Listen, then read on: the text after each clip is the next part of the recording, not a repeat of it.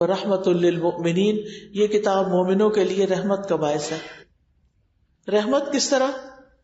رحمت اس طرح کہ انسان جو اس کو پڑھتا ہے اللہ تعالیٰ کو اس بندے پر پیار آتا ہے، اور پھر اللہ تعالیٰ اس پر اپنی ایسی رحمتیں نازل کرتا ہے کہ جس سے اس کو کسی چیز کی کمی نہیں ہوتی۔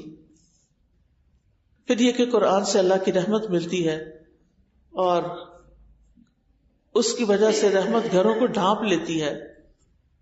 پھر اسی طرح برکتیں ملتی ہیں، جان و مال اور اولاد میں تحفظ ملتا ہے، عمر بڑھتی ہے، کاموں میں برکت ہو جاتی ہے، رفعت اور بلندی مل جاتی ہے، دنیا میں بھی عزت ملتی ہے اور آخرت میں بھی۔ اور پھر ایک نیکی کا ثواب کتنا، یعنی اگر کسی شخص نے ایک نیکی کی ہے تو اس کو 10 گنا اجر ملے گا، لیکن ایک شخص نے خود بھی کی اور کسی اور کو بھی بتا دیا اور وہ آگے آگے بھی بتا رہا ہے، ان سب کی نیکی بھی یہ شروع کرنے والے کو ملے گی۔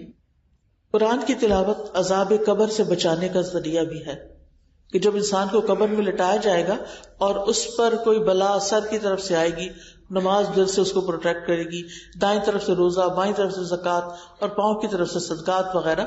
لیکن اس کے علاوہ بھی یہ ہے کہ جب کوئی شخص یعنی ایسا کام کرنا چاہتا ہے جو اللہ کی پسند کا ہے، اور خاص طور پر ان دنوں میں کرتا ہے جس میں اجر و ثواب کئی گنا زیادہ بڑھ جاتا ہے، تو یہ چیز پھر انسان کو آخرت میں بھی فائدہ دیتی ہے۔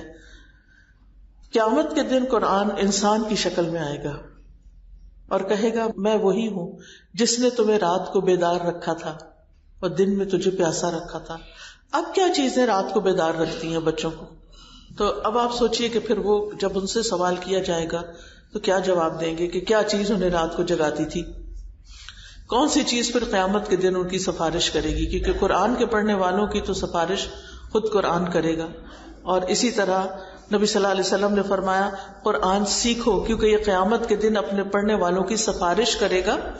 2 روشن صورتیں سورۃ البقرہ اور آل عمران پڑھا کرو، سیکھو، کیونکہ یہ دونوں صورتیں قیامت کے دن سائبانوں کی شکل میں یا پرندوں کی 2 صف بستہ ٹولیوں کی شکل میں آئے گی اور اپنے پڑھنے والوں کا دفاع کرے گی، ان کی حفاظت کرے گی۔ پھر اسی طرح قرآن یا انسان کے حق میں گواہی دے گا یا خلاف گواہی دے گا۔ کس کے حق میں گواہی دے گا؟ جس نے اس کو پڑھا ہوگا، سمجھا ہوگا، اس پر عمل کیا ہوگا، اور اس کے برعکس کرنے والوں کے خلاف گواہی دے گا۔ قاری قرآن کے لیے عزت کا تاج اور اللہ کی رضامندی حاصل ہوگی، اور اسی طرح والدین کے سر پر بھی نور کا تاج پہنایا جائے گا۔ قرآن پاک پڑھنے والوں کا جنت میں بھی بہت اچھا مقام ہوگا اور وہاں ان کا تعارف ہوگا۔ تو یہ ہے وہ کتاب جو ہمیں اللہ سبحانہ تعالیٰ نے دی، جو ہماری تنہائیوں کی دوست ہے اور ہمارے ہر غم اور دکھ اور پریشانی کا مداوا ہے۔ میری دعا ہے اللہ تعالیٰ سے کہ اللہ تعالیٰ ہمیں اس کا حق ادا کرنے والا بنائے۔